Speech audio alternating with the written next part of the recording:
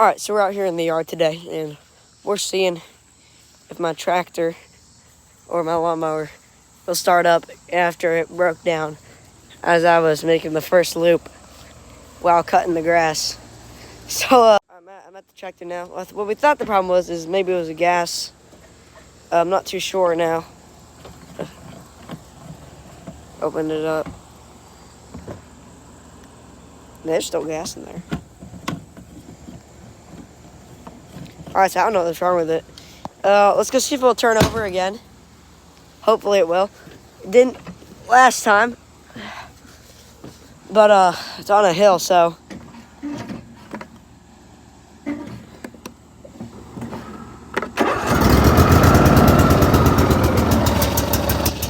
we got it!